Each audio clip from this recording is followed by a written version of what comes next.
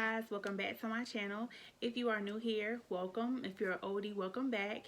Guys, as you can see by the title, this is a series. This is the first video or upload for this series, and it is the color blue.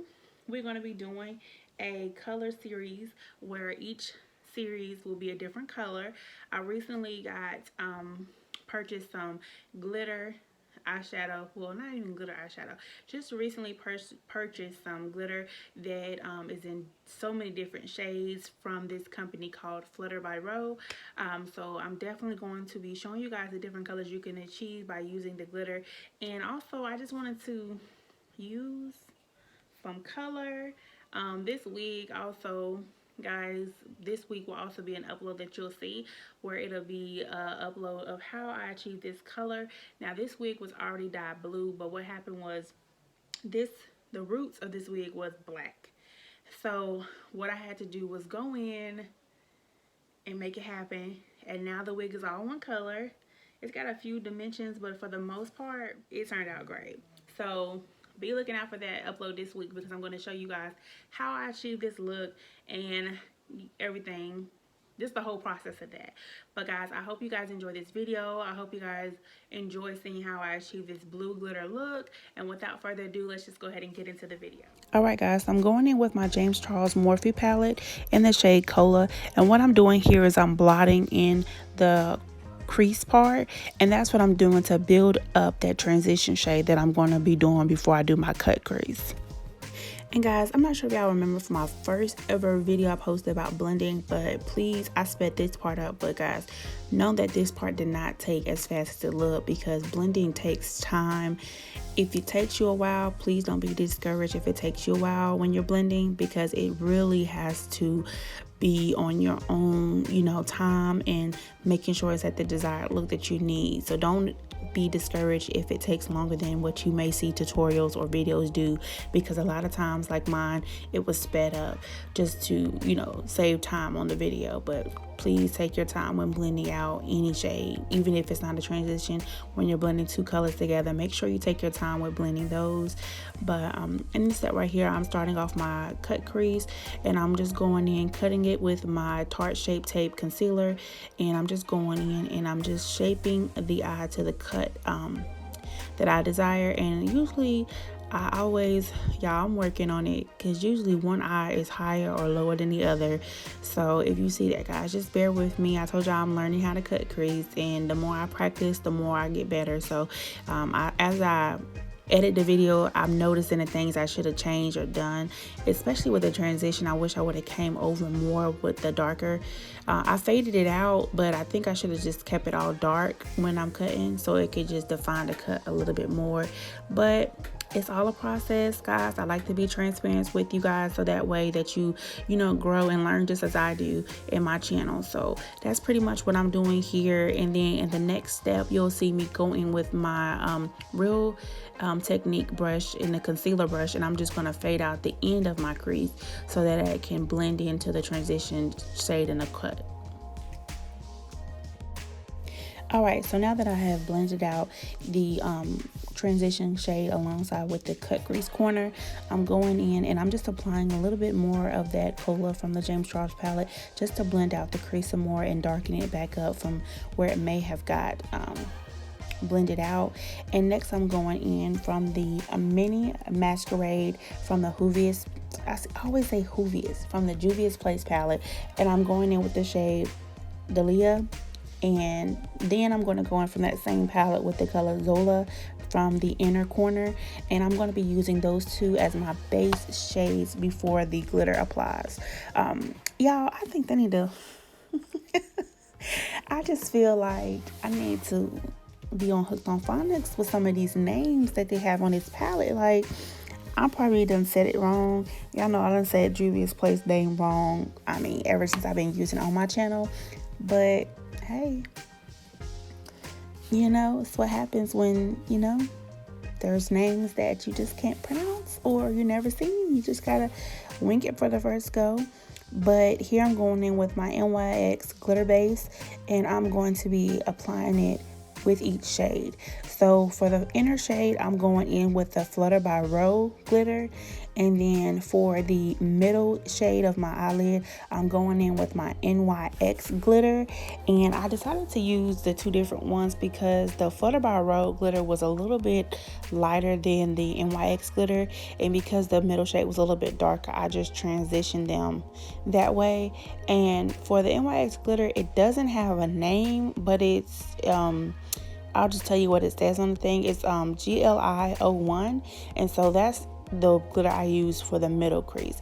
So I'm not sure if you guys could really see the difference unless you're up close, but the inner is lighter glitter, and then the gold, it fades into the darker lid, which I was like, girl, you did that, okay? But y'all, for the most part, that's what you're going to be seeing me here, is applying the glitter. And I do the glitter in sections because I don't want the glitter to dry out too fast without me being able to apply it. I haven't waited to see how long it dries out because I don't want to even try that. So I just do it in sections. And y'all, because the glitter in the NYX is so fine, I just ended up picking it up with my finger to put the big pieces there, so that way I could get the most of the product that way. And then when I get to the top, I go in with my brush and I just line out the liner of the cut crease. But y'all, for the most part, that's what I'm doing in these next couple of steps you're going to be seeing.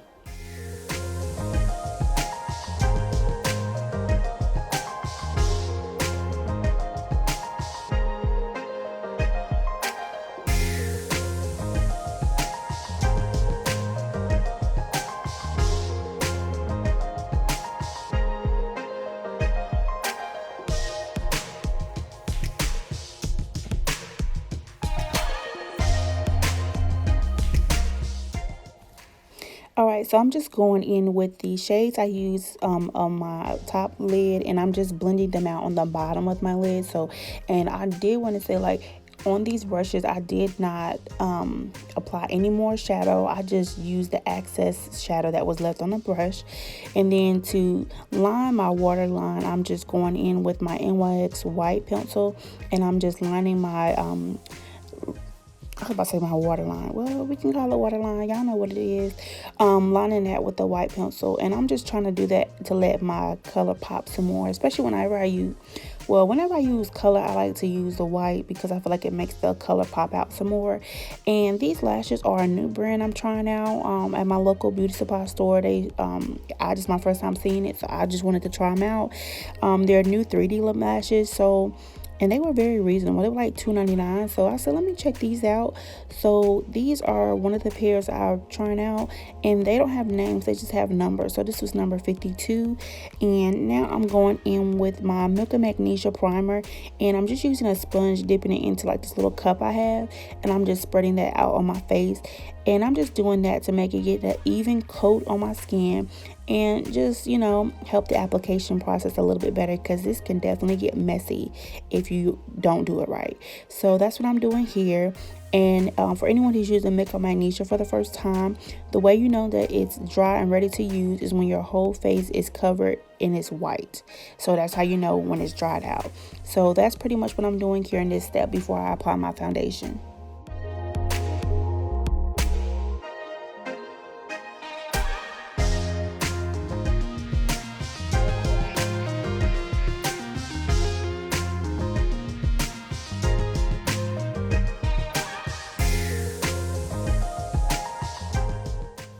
Here I'm going in with my Clinique foundation in the shade Caramel, and I'm just going ahead and applying my foundation.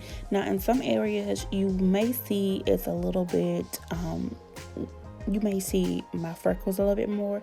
Usually in my T-zone, I don't stress to go too heavy over there or in those areas, because I know I'm going to be you know, contouring and highlighting certain areas.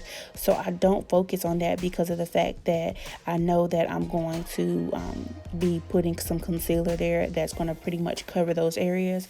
So if you ever see those in my videos, that's the reason why I don't cover those areas too heavily or focus on them too much, because I know I'm going to be going in to contour and highlight. So I know that those areas where the concealer will cover that more.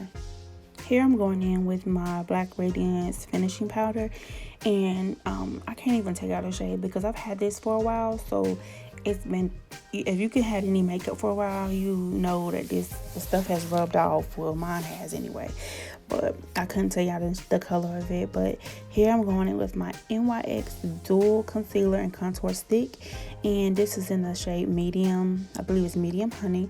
And as you can see here, I'm just setting up my T-zone area just to be contoured and highlighted. And this is what I was speaking about earlier, how I did not focus on these areas too heavily, because I knew I was going to be going in with the concealer to finish up the look and cover up those areas, because sometimes when my foundation doesn't cover it, my concealer will. So I'm going in now with my Real Technique concealer brush, and I'm just blending out all the areas that I have placed the concealer.